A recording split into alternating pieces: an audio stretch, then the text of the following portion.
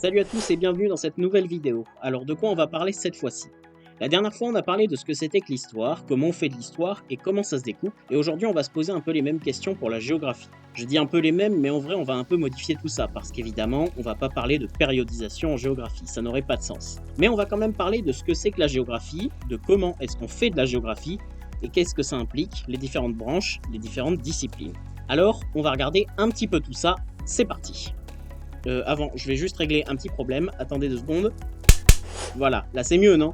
L'ambiance elle est meilleure pour parler de géographie, je crois. Alors c'est vraiment parti ce coup-ci. Déjà, la géographie c'est quoi? C'est évidemment la première question qu'il faut se poser quand on approche une discipline scientifique. Déjà, si on prend l'étymologie du mot, on trouve géo, la terre, et graphia, l'écriture. La géographie, c'est donc l'écriture de la Terre, l'étude de la Terre. Mais ça ne nous dit pas tout sur la géographie. Dans la pensée des gens, la géographie, c'est uniquement savoir où se trouve tel ou tel endroit dans le monde et savoir le placer sur la carte, ou alors connaître les capitales des pays. C'est vrai qu'il y a de ça, mais en réalité, c'est une part minime de ce qu'est la géographie réellement. La géographie, c'est une science qui s'accompagne de très nombreuses disciplines, sociales, économiques, anthropologiques, etc. Mais la géographie, c'est, comme un grand nombre de sciences, aussi une affaire de chiffres. Par les indicateurs, on en parlera, mais aussi la démographie, on en parlera aussi. La géographie, c'est donc plusieurs branches, dont 3 principales dont on va découvrir ce qu'elles contiennent dans différentes vidéos, vous verrez. En tout cas, on l'a dit, mais la géographie, c'est une affaire de chiffres. Donc on a toute une branche de géographie mathématique. Il y a aussi de la géographie physique, où ce sont les sciences naturelles qui vont primer sur le reste. Enfin, de la géographie humaine, qui prend en compte les disciplines sociales et anthropologiques. On va développer un petit peu tout ça. Alors, voyons un peu plus en détail ce qui se trouve dans ces 3 branches. Dans la géographie mathématique, on va pouvoir calculer des indices et des indicateurs qui permettent de mesurer la richesse ou le niveau de développement de différents espaces par exemple. D'ailleurs, il y aura une vidéo sur les indicateurs en géographie où on pourra voir tout ça de manière un peu plus approfondie. On peut faire de la démographie, c'est l'étude de la population et de ses évolutions. C'est grâce à la démographie que l'on peut essayer de prévoir le nombre d'habitants qu'il y aura dans plusieurs années, voire plusieurs décennies sur Terre. Mais surtout, il y a une notion qui est fondamentale en géographie et qui concerne les chiffres, c'est la notion de distance. On pourrait en faire une vidéo tellement il y a de choses à dire sur la notion de distance en géographie, mais on va pour l'instant se contenter de passer en surface de ce que c'est que la distance. Vous voyez tous de quoi on parle quand on dit que la boulangerie est à 500 mètres ou quand on dit que tel endroit est à 2h30 de route de chez soi. Et ben c'est aussi ça la géographie. Cette notion de distance, elle permet de comprendre comment les individus se déplacent, pourquoi ils se déplacent, et toutes ces analyses et cette compréhension de la distance et des déplacements, elle sert ensuite à différentes choses et aux différents métiers. Les urbanistes s'en servent, les collectivités territoriales, pour construire des routes par exemple. Tout ça, ça s'appelle l'aménagement du territoire. On va reparler des métiers de la géographie un petit peu plus tard dans cette vidéo. On passe maintenant à une autre branche de la géographie physique. Je trouve que c'est l'essence même de la géographie, et c'est un peu ce qui se rapproche de la compréhension globale de la géographie par les gens. La géographie physique, c'est l'étude du paysage, des sols et de ce qu'on peut en faire, de l'interaction entre les sociétés et les milieux, et tout ça, ça aide à comprendre pourquoi une ville est installée à un endroit précis et pas ailleurs par exemple. C'est aussi la géographie physique qui permet de comprendre les risques et à terme de s'en prémunir. C'est pour ça que je disais que la géographie physique est beaucoup plus ancrée dans les sciences naturelles, ce qui s'apprend au collège et au lycée, plutôt en SVT qu'en géographie. Cette géographie physique, elle est primordiale pour comprendre la géographie dans son ensemble. Enfin, la géographie humaine, qui est la branche la plus étudiée dans la scolarité, et sûrement parce que c'est la plus complexe de toutes, elle est primordiale. On ne peut pas étudier la Terre sans prendre en compte les activités humaines. Elles font partie de la géographie de manière logique, tant on a modifié l'apparence de notre monde, et ce n'est pas sans conséquence sur la santé de notre planète. La géographie humaine, elle se base sur les aspects sociaux, voire sociologiques de l'humanité, mais aussi sur d'autres sciences humaines comme l'anthropologie. Certains domaines sont très attachés à une branche en particulier et un petit peu moins aux 3 autres, comme la climatologie, qui est très liée à la géographie physique, mais on a d'autres domaines qui sont liés à plusieurs branches, voire aux 3. C'est le cas par exemple de la mondialisation, qui est liée à l'économie, donc une discipline plutôt mathématique, mais aussi à la société par la consommation, et enfin liée aux contraintes physiques de déplacement et d'acheminement des marchandises, liées donc à une géographie qui serait plus physique.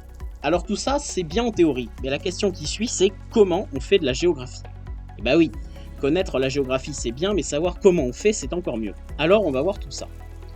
Déjà, non, le géographe ce n'est pas quelqu'un qui reste dans une salle avec plein de cartes. Parce que les cartes déjà, il faut les faire, mais ne vous inquiétez pas, on va en reparler.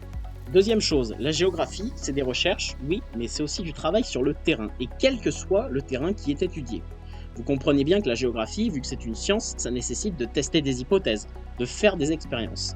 Alors oui, on est d'accord pour dire qu'on va pas mélanger 2 liquides qui risquent d'exploser au moindre mouvement. Mais il faut quand même s'interroger sur ce qu'on fait, et le meilleur moyen d'avoir des réponses, c'est d'aller là-bas pour demander aux spécialistes de la région, et parfois même tout simplement aux habitants, pour savoir ce qu'ils en pensent et ce qu'ils ressentent, parce que le ressenti d'une situation en géographie, c'est très important, surtout quand il s'agit de passer de la théorie à la pratique. La géographie, c'est aussi comprendre des phénomènes qui font se croiser plusieurs branches et plusieurs domaines de la géographie, ce qui complexifie pas mal les choses. Quand on parle par exemple de la mondialisation, ou alors de développement durable, même si la notion commence à être passée de mode, ça croise les trois branches dont on a déjà parlé tout à l'heure, et donc même si ce sont des notions complexes en géographie, ça reste des notions importantes et centrales, surtout à notre époque. Parce que oui, les notions centrales, elles vont avec leur époque, et c'est là qu'on comprend que la géographie, c'est avant tout une science qui est ancrée dans l'actualité. Même s'il faut savoir ce qui s'est passé avant pour comprendre pourquoi on est à l'état actuel des choses, la géographie, c'est observer et analyser ce qu'on voit à l'heure actuelle, et c'est pour ça que c'est super important d'aller sur le terrain. Il y a un autre point à soulever quand on fait de la géographie, c'est les sources. En histoire, on avait parlé de sources primaires et de sources secondaires. Ici, c'est un petit peu la même chose. On peut s'appuyer sur des photographies, dont l'angle va être très important parce qu'on ne verra pas forcément la même chose, des vidéos, des écrits, ou bien justement sur les échanges qu'on peut avoir sur le terrain. On peut également s'appuyer sur le résultat des fameuses expériences dont on parlait tout à l'heure. Les géographes, ils s'appuient également sur les travaux de ceux qui les ont précédés, et c'est logique. L'idée d'un scientifique, c'est quand même de faire avancer les connaissances du domaine dans lequel il travaille, sinon ça ne sert à rien. Et vu l'étendue de notre planète, on peut imaginer qu'il y a encore beaucoup de connaissances et des savoirs à approfondir en géographie. D'ailleurs, il est important de rappeler que c'est pas parce qu'on connaît l'existence d'un lieu qu'on sait tout sur lui. Enfin, la source la plus évidente du géographe, c'est la carte. Attention quand même, le géographe, il ne fabrique pas la carte, mais il l'utilise. C'est le cartographe qui fabrique la carte. Le géographe, lui, il peut fabriquer des schémas ou des croquis. Il reste une dernière question à aborder pour savoir ce que c'est que la géographie dans son ensemble. On en fait quoi de cette science ? Oui, c'est important de se poser la question de ce qu'on peut faire en géographie. Déjà, c'est un peu comme les mathématiques, il y en a un peu partout. Quand vous regardez votre GPS, le plan d'un musée ou d'un parc d'attractions, quand vous vous demandez combien d'heures de route ou d'avion il vous faut pour arriver à votre destination de vacances, tout ça, c'est de la géographie. Il y aurait beaucoup d'exemples encore à prendre, mais je vais prendre un rôle de conseiller d'orientation un petit peu et vous dire tout ce qu'on peut faire quand on fait des études de géographie. Déjà, on peut continuer en université, passer un master, pourquoi pas un doctorat et travailler dans un labo de recherche en géographie dans une université. Si vous voulez un métier plus pratique, alors il y en a pas mal. Urbaniste, travailler dans l'aménagement du territoire, même si les deux sont liés. Vous pouvez aussi travailler comme cartographe. Dans ce cas-là, vous travaillerez pour l'IGN en France, l'Institut géographique national. Ce sont eux qui sont chargés de réaliser la cartographie du territoire français et même d'autres territoires, et ces cartes, beaucoup les ont déjà vues sans forcément savoir ce qui se cache derrière. En tout cas, le métier de cartographe, il est lui-même plein d'orientations différentes, puisque vous pouvez être chargé de faire des relevés sur le terrain, mais aussi de tracer la carte. Alors avant, tout ça, ça se faisait à la main, mais aujourd'hui, ça se fait par ordinateur. Je trouvais d'ailleurs que ça a un peu perdu de son charme, justement parce que c'est fait avec un ordinateur, mais ça permet aussi de diffuser ces cartes beaucoup plus largement en les produisant en nombre beaucoup plus important. Après, si vous avez aussi envie de transmettre vos connaissances et votre passion pour la géographie comme pour l'histoire, vous pouvez devenir enseignant. Attention, le concours est quand même très difficile. En tout cas, il y a un nombre de débouchés vraiment très grand, et au-delà des métiers un peu plus génériques que je vous ai mentionnés, vous pouvez utiliser vos compétences en géographie dans de nombreux domaines, et notamment dans différents métiers qui correspondent à un domaine qui vous plaît particulièrement en géographie. Donc vous voyez, la géographie, c'est quelque chose de plus technique que ce qu'on peut penser. C'est moins évident de parler de ce que c'est que la géographie par rapport à l'histoire, dont tout le monde voit à peu près ce que c'est. Il y a d'ailleurs plus de monde qui est passionné d'histoire plutôt que de géographie. En tout cas, maintenant, on va vraiment pouvoir parler en connaissance de cause de géographie. Voilà, c'est la fin de cette vidéo. Merci à tous de l'avoir regardé jusqu'au bout. Alors, ce qui va se passer sur cette chaîne à partir de maintenant, c'est qu'il va y avoir une alternance des vidéos, une fois histoire, une fois géographie. Il y aura donc les formats courts et longs que vous découvrirez au fur et à mesure, et dont je vous ai parlé dans la vidéo précédente. Ça va fonctionner sous la forme de petites séries pour parler d'une thématique plus ou moins large, que ce soit en histoire ou en géographie, avec donc ces différents formats. Je vous laisse découvrir tout ça dans les prochaines vidéos, et moi je vous dis à bientôt pour une prochaine vidéo sur Histoire et Horizon. Salut!